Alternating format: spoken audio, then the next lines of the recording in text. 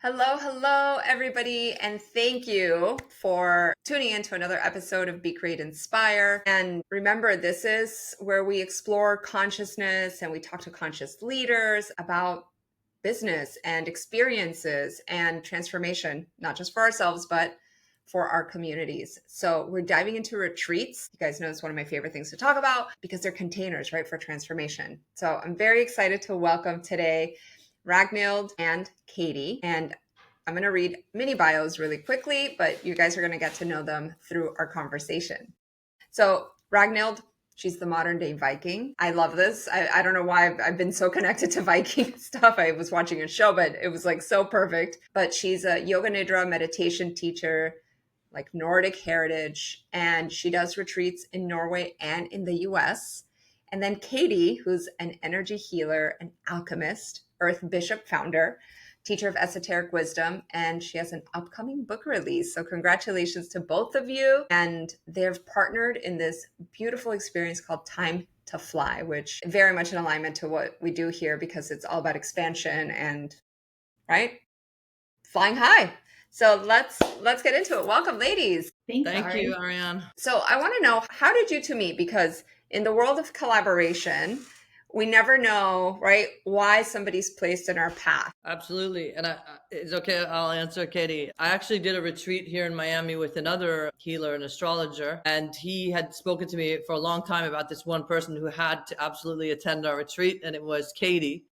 And so I figured this must be someone very special, and we immediately hit it off. And she was actually a client first. And then she approached me. We've done many online courses together already. That's how we kind of started out, by teaching online.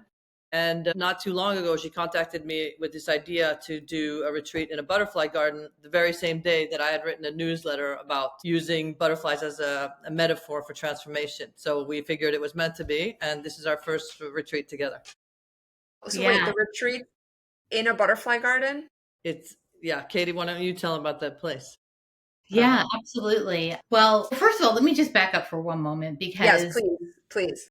Meeting Rags and our collaboration, it really was like divine design. We were meant to do this together. And I knew it the moment our friend connected us and I went to the retreat that Rags was hosting. And that was my first Yoga Nidra experience. And one of the things I love to do in my practice is bring out the innate talents and gifts that are within each of us. Mm-hmm. And I got to experience Rags Yoga Nidra.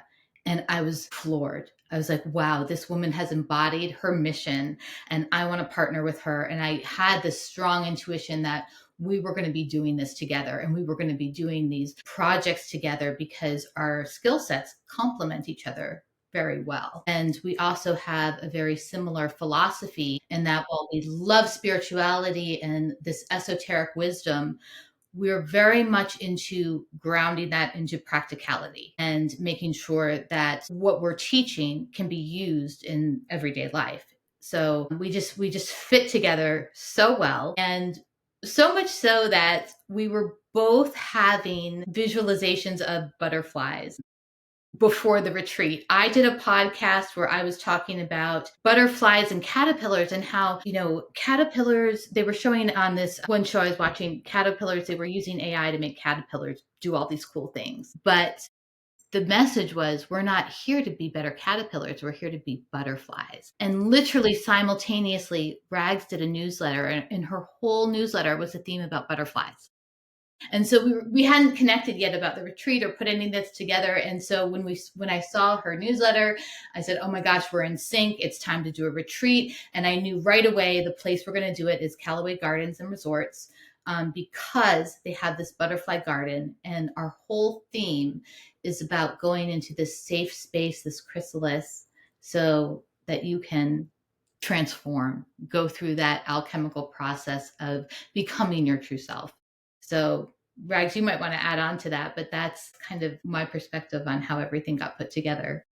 Yeah, that was a little bit more interesting than my version was like the executive summary. But yeah, I like what you said, Ariane, and also Katie, about the container or the chrysalis, because That's really the idea of this capsule vacation, because it can be a kind of a vacation for your body, mind, and soul, where you go into this cocoon 3 days, no distractions, and then you just have this comfortable kind of cushiony experience where you don't need to think of it like, oh, I'm suffering some terrible crisis or going through something very difficult right now. I mean, if you are, maybe you want to join, but it can also be just like a real compressed, intensive vacation, because the setting will be so cocoon-like that you get, it's kind of like amplifying the time that you have there. And transformation can be a very comfortable place, like whatever practice we're doing, whether it's yoga nidra, which I always say it's like an adaptogenic like practice, would meet you exactly where you're at, and the objective, it will gently upgrade you wherever you need upgrading. And that's what I was going to say, the power of being in this close proximity with such powerful practices. It's like you're speeding up like 3 months worth of work in a weekend. And that's why I love retreats and why they're so powerful. It's because you're allowing yourself to focus at the end of the day, right? Like you're putting your focused time, your focused energy, focused intention, and it is really bringing a opportunity for the other stuff to drop off. Because I mean, I know self-care is one of my like big things that I do, and like I didn't go to the gym this entire week because I had so much stuff to do, my daughter. So it's almost like a non-negotiable, I think, for people to experience these like immersive style, like these 3 days. I love them because you're not having to plan for 6 months to like, take vacation and save up for like crazy airfare and, go to another part of the world. It's like, oh, it's an hour flight or a 2-hour flight. So I love that you're doing this. And, you do your other bigger retreats to Norway, which is perfect because then I can plan for that. And regardless, they're very different experiences, correct? Absolutely. Yeah, the retreats are more like an expedition. Obviously, it's a bigger budget and more of a time commitment. Also, you're doing a little bit of tourism and experiencing the whole culture, the cultural aspect. And here, there's not that many distractions. I mean, we'll go see some butterflies and walk in the gardens, and there's a spa and all this kind of thing. But it's very much going into nature and not so much about the activity. Yeah. And that really kind of distills the essence of what both yoga nidra and energy healing are. It's it kind of feels like you're doing nothing, but it's very powerful. It's more of like the art of being rather than all the doing and the lists and I need to. No, it's not about that. It's really surrendering to the moment and allowing transformation to take place. And that's it's a very hard concept for us to grasp in the West. I mean, it's something that takes a long time. And the first time I did yoga nidra was at the end of a yoga class, and you think of it as like a prolonged shavasana, right? Yeah. But it's really so much more than that. And it was very by chance that I signed up for the yoga nidra teacher training. I'd already done meditation teacher training, and then I happened to meet this amazing yoga nidra teacher who did a full-on, 45-minute yoga nidra session. And I was like, I just signed up right away to go to the teacher training in Norway, and it was very profound. And when they told us, oh, you can do everything lying down. And when I tell people that you can lie down and relax, it's like, really? I get to do that? Because it's such a relief. It's so rare that we even allow ourselves to lie down and take a nap. Right. So, and it's so important because it makes such a difference in the way you feel and in all aspects. Like I can't say enough positive things about yoga nidra. It really literally changed my life. Yeah, I'm a big fan. We listen to yoga nidra almost every night as a family to go to sleep. And I've had profound experiences as well through the practice. And I want to jump over to Katie for a moment. Katie, like alchemist. To me, that's such a powerful word. And I want to like dig into your brain a little bit and because the like earth bishop, alchemist, esoteric wisdom. So how does this blend in? Tell us a little bit more about it. And I would love for you ladies at some point today to share maybe a couple of tips and practices that can help us overcome blocks. Because a lot of my listeners are, wellness professionals, entrepreneurs, and I don't know, I find blocks in my life all the time. So I just wanted to drop that. Yeah, absolutely. That's what's so important, especially about this retreat, is identifying those blocks and where we have trapped emotions that are causing interference in our life that we don't want. And, like you mentioned, retreat as being something to speed up the process, the retreat is absolutely an accelerator for the processes that I take my clients through in the natural healing process. And again, each person is going to go as deep as they want to in the retreat. Nothing is mandatory or required. Each person will go at their own pace. But when we're talking about alchemy, you can think of it traditionally as turning lead into gold. But in this sense, in the energetic healing sense, this is about the alchemical journey of the soul. And what that means is a distillation process. Because in this world that we live in, we pick up programming and conditioning and projections and judgments that other people and systems put on us. And that's not really our true self. So the alchemical journey of the soul is actually a release. It's a letting go of what doesn't serve you, of what isn't truly you. Mm. And having a safe space like this retreat is the best place to do this kind of transformation and identifying where you have these traps and these blocks and things that are keeping you stuck in old patterns, whether they're behavioral patterns or looping thought forms. Either way, they're preventing you from really living out a full life that's in alignment with your heart and your soul and your true self. So a big piece of the alchemy is embodiment as well, because once you've released what no longer serves you, you fill that space with your true self and manifestation of the life that you want to live. So that's kind of alchemy in a very short, small. I could talk about alchemy for hours. We could do a whole series on alchemy if you want. But in this context, that's the goal, and that's how it will manifest in the retreat. And I'll be using a lot of the techniques and the methods that I use in my practice. Okay. And, because I'm such a huge fan, ever since I started practicing yoga, which I was, 21 years old. So many, many a year now, noticing, right? Being able to look back and being like, wow, that was me. And being able to witness these stages, like if we're talking about the butterfly, right? Like these stages of transformation. I know when we find like a monarch or something in our backyard, like me and my daughter are like so vigilant of the stages of the butterfly. And then eventually you find the empty cocoon and you're like, oh, this butterfly is like now out into the world.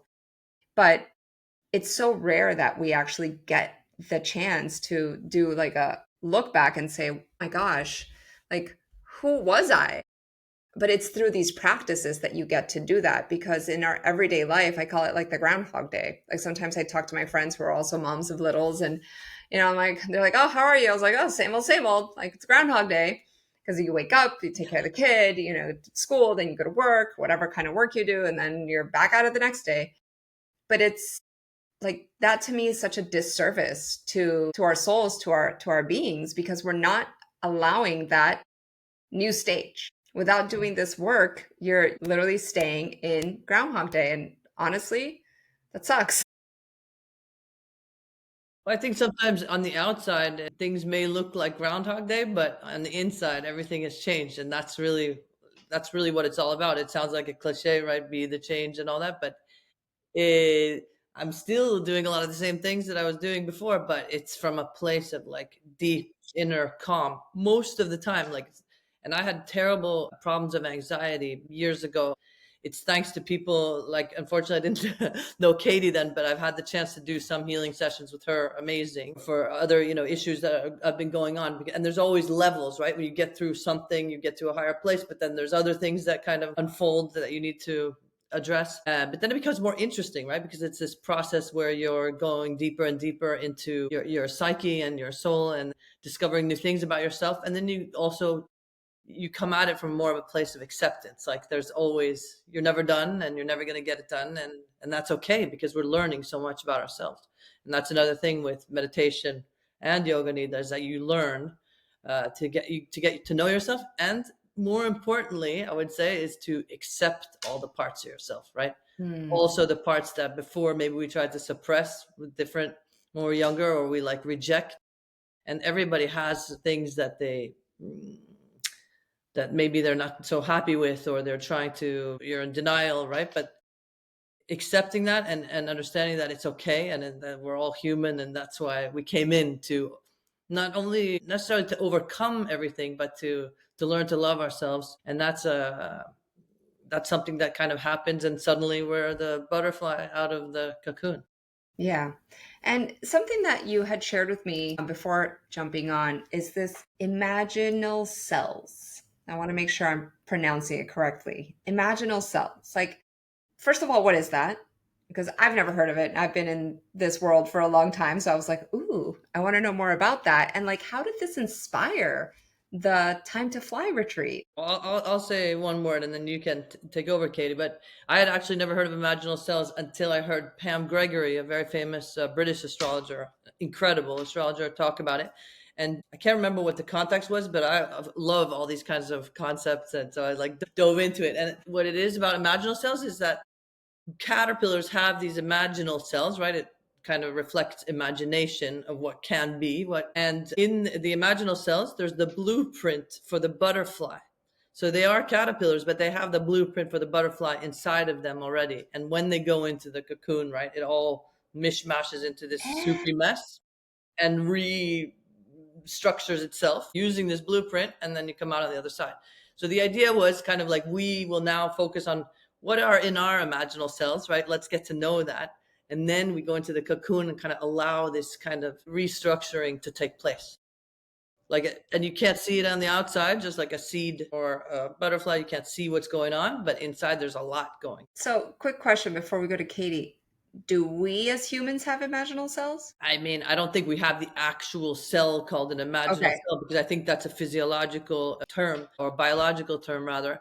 But I like to think that all of our neurons are imaginal cells. And this is what we have the power to do as humans, is create whatever That's we kind of what want. I was thinking. Like if it was connected to like, if it's an allusion to like the pineal gland or to that like, intuition that's built in through our energetic states.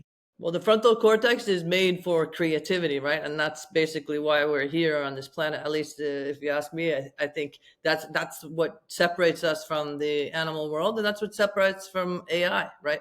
And AI is never going to, no matter how many great prompts you give them, they're never going to be able to create something that's truly new, because the prompts are always going to come from humans, Yeah. right? Yeah. Correct.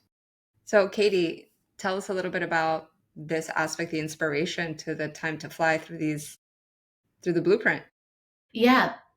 So I would take that, and like you said, where are our imaginal selves as human beings? Do we have a divine blueprint that we're not activating? Absolutely. One of the things I teach and that we'll learn is that our five senses are actually filters.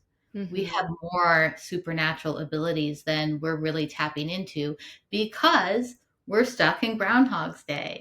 And we've been programmed, and we have too much on our plate, and we're too busy, and we can't think in that realm, in that spiritual, non-physical realm.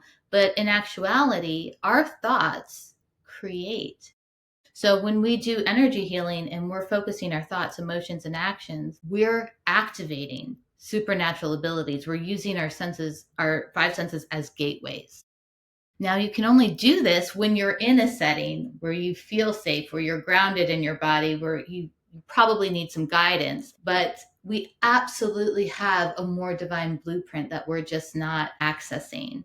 Yoga Nidra is a tool for that, because Yoga Nidra really gets into the subconscious layers. And that is really critical, because the subconscious is driving the show.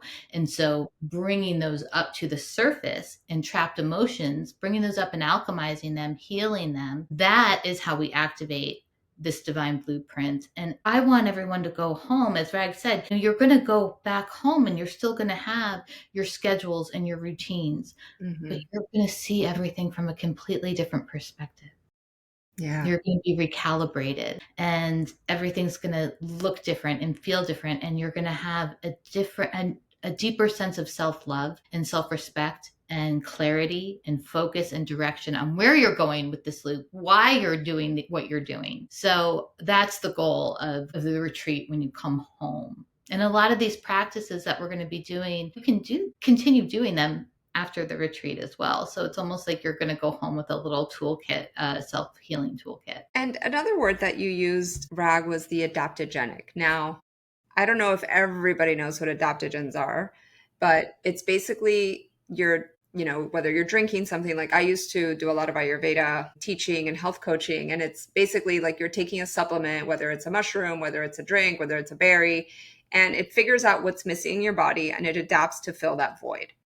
So I loved this concept because, as much as we're like, well, this retreat is for this person and that person, it's very specific. And, we talk about niche, really the practices that we do, even me as a yoga teacher, like I said, a wellness healer, professional, I did serve all sorts of people. Like in my yoga classes, I would have the 63-year-old man next to the 33-year-old woman and the 28-year-old, college student or whatever, PhD student. And everybody came and met in one space to do something, which was get stronger, feel better, be in more alignment. So there was a purpose behind it. And I feel like your retreat is this because, we're talking about connecting into the leadership, connecting into your cocooned who wants to be open. But let's go into that word, the adaptogenic aspect of it. Sure. And that's a little bit like the imaginal cells. I mean, adaptogenic is a scientific word that you can use for like mushrooms and other supplements, like you were saying. But I guess technically you could use it. I use it for yoga nidra, but I say adaptogenic like. So it has that same kind of effect. And I don't know if there's a pure definition that yoga nidra is adaptogenic, but I know that it works like that. And yeah, I mean, the most important thing, and this I wanted to add before, is that before anything else, right, you cannot go deep into creation or release or anything if your nervous system is feeling unsafe, right? Yeah. And even the most experienced yogis, like, I don't know if this is your case, but probably you have days like this, and I know I have days like this, where if something is triggering you and you don't really know what it is, but you feel a little bit jumpy, and it could only be because you're listening to the news without wanting to. It's in the background, or someone tells you, oh my God, did you see what happened in blah, blah, blah. And all of this stuff, we're like constantly, especially the past 5 years, but there's also other generations that have lived through horrible, very difficult times. But our nervous system tends to be aggressed on all levels all the time. Either someone's trying to sell us something, or they're trying to scare us about something, or they're saying like this disease or that. I mean, you only have to turn on the TV for literally 30 seconds. And it's crazy. Or just open social media. Exactly. But our baseline stress is, I think, so high these days that we don't even notice anymore, right? It's kind of like boiling the frog, Yes. yeah, the metaphor. But so I think the first thing that's going to happen is when you go into this cocoon, right? We let our nervous system really, truly relax because we take the time, and then we move into a different space. And then the deep transformation can happen and the resetting, right? And so when you go back out and you plug back in your yoga nidra recording, or you do your energy healing practice, or whatever it is you do, you'll remember that feeling. And so it's kind of easier to plug back in, right? And yeah, I just wanted to say that, like, the nervous system is really, that's the foundation. But it's very hard to, when we're already like here and the to-do lists are long, to just go, oh, I'm going to go do 10 minutes of yoga nidra. I've never tried it before, or do one session online, and then I've got to get off by 2 p.m. because I got to do something else, right? So this is, in a way, it's like it is a reset or a reboot, and it's going to be easier to maintain and to capitalize, I guess we could use that word, on that afterwards. So I don't know if that answered your question. No, it did. It almost like ties into, which I wanted to ask Katie to kind of take us through what's going to happen in this experience, like from day 1 all the way to day 4. We already talked about like the beautiful butterfly garden at Callaway Gardens, because like at the end of the day, I think, professionals and, the people that are already attending your retreat, like they're not just going for relaxation. Like it's like what we just talked about, that nervous system like stress drops, that cortisol that we live in. But that fuels that like creativity, that fuels the vision, that fuels the leadership. So Katie, why don't you take us through a little walk through the 4 days of experience?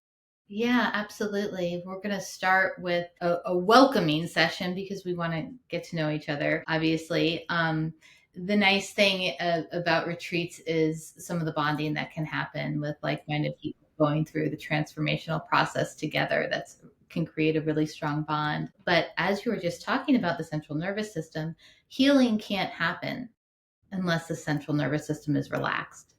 And so we're going to start with getting into that safe space, because this high cortisol, as you mentioned, this has become our default method of operation, so much so that we're unaware of it. We have no idea how much we operate in fight or flight. It I is know. constant. And what comes along with that is disassociation. So in the beginning, we're going to focus on getting grounded in our bodies, getting relaxed, creating this space for the healing and the transformation to happen. And then that allows for all of these trapped emotions or any kind of dis-ease to come to the surface gently, comfortably, in a safe space where they can be alchemized and healed. And this is where it's adaptogenic, because everyone's going to go just as deep as they want to. Some people are going to uncover some traumas. Some people are going to maybe not want to do that process at all. Again, this is going to be at each person's level of comfort. Once we've gone through this clearing and this cleansing and this release process, then we've built the foundation to create and to embody and to identify the voice of our soul, to hear the song of your heart again. With all of those layers, you can't hear your own thoughts. So we've released the mental chatter, and we've gotten into a space where we can be creative and where we can reconnect with our soul and our spirit and our purpose here. So many people are looking for purpose. What am I doing? Why am I doing these routines over and over every day? Where's my direction? Where's my goal? So the creation process comes towards the end, and that's all about, again, embodiment of soul and figuring out who you are and what you want with your life and what direction you want to take. Can I just add something to that? Like, even if you are in a period where maybe you're not wanting to redirect or figuring out, that could be one thing. But let's say you're going through, you've been sick a lot, or you have some other physical challenge, or you just feel like drained because you already have a project and you're working, but you don't. Vacation doesn't always feel like vacation, right? If you're going Yeah. traveling with No, family or whatever. I know. This is really just for you to just drop into being again. And it could be that the only effect you feel during those 3 days is just deep relaxation. And then, but like I said before, the cumulative effects you get back home, you're just going to notice that you don't get triggered as easily. You sleep much better. And then you start to heal physically from whatever it is you may be challenged with, or just find it easier to not like eat sugar or drink caffeine or whatever it is, because you're more in balance, right? So that's also the adaptogenic idea, right? That you're balancing out whatever it is you need to balance out. Yeah.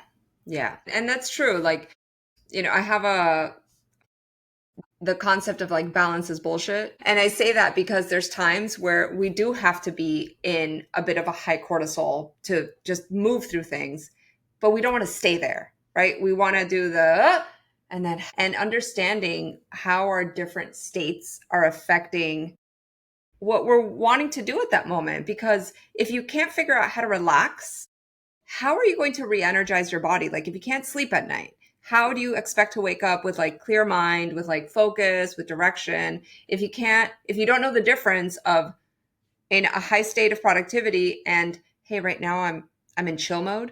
Like I tell my daughter, I'm like, we need to chill. She's like, we're chilling. And it's true. Like I need to teach her that she doesn't always have to be like on go, go, go, go, go, go, go.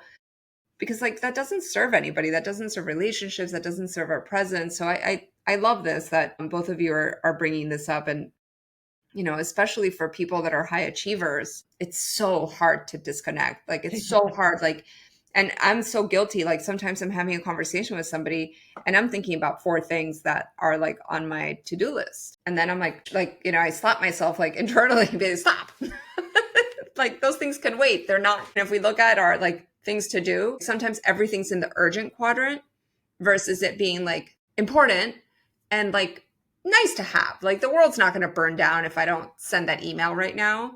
It can wait till tomorrow. I can be here. I can be present. I can be, in my yoga practice without thinking about, the laundry and the this and the appointment that I need to keep. So I love this flow that you talked about, like grounding, so that we can have this like new awareness at the end of the day. We can adapt to what our new state of being is, right? So for you guys who are listening, if you're obviously wanting to learn more about this retreat, go to the show notes. But is there a URL that we can just tell people so they don't have to go fishing for things? Yeah, Katie, you want to tell them? Yeah. It's on my website at earthbishop.com. Okay. And right at the top, you'll see a Time to Fly retreat. So you just click on that. That'll take you to the page. Great. So very simple. And I'm going to do one last little question. What do you hope each participant leaves with after Time to Fly? Just like 3 or 4 words. You want to go first? I can go first. I know what I want them to leave with. I want them to leave with healthy self-love. Yes. That's the foundation for everything. You can't give that to someone, or you can't, fill from an empty cup. So I want everyone to feel full and a healthy sense of self-respect and self-love for themselves. And I would say, I agree with that, but I would also want them to leave with a really deep sense of calm, like inner calm, and knowing like everything's going to be okay. And just a few small tools to help self-regulate the minute you start to feel out of balance. I love that. And I'm 100% sure that, again, those of us listening have felt that energy from you ladies. You both have such like a good, calming presence that I feel really good right now. So yay. And I'm crazy Gemini in my brain. So earthbishop.com, you're going to find the retreat link above, and then they can find you on social media. Can you guys just share your handles really quickly, and then we'll close it up? Yep. So I also have a website for any future retreats to Norway or other things. It's thenewviking.io. And the Instagram is the New Viking, at the New Viking. And then Katie, what's your Instagram? Well, I'm on Instagram and Facebook. It's Earth Bishop for everything, and earthbishop.com has everything on there and some free resources and everything too if you want to learn more. Awesome. So I'm going to close up by saying, first of all, amazing to meet you ladies in this new capacity to learn about your gifts and everything you do. And for you guys, whether you join this retreat or simply integrate practices like Yoga Nidra into your life, that remember, like creating space for yourselves is how you can lead, create, and inspire more powerfully. Like it just boils down to that, from self-love, which brings confidence, from calmness, which brings clarity, and fueling everything to, at the end of the day, make the world a happier and better place to be. So thank you, ladies, for everything. Please, if you guys would rate this podcast, give us a 5-star, give us all the likes, thumbs up, anything that you can do. It'll help get this message to more people, which I know right now the world needs more connection than ever. So thanks, everybody, and we will see you in the next episode.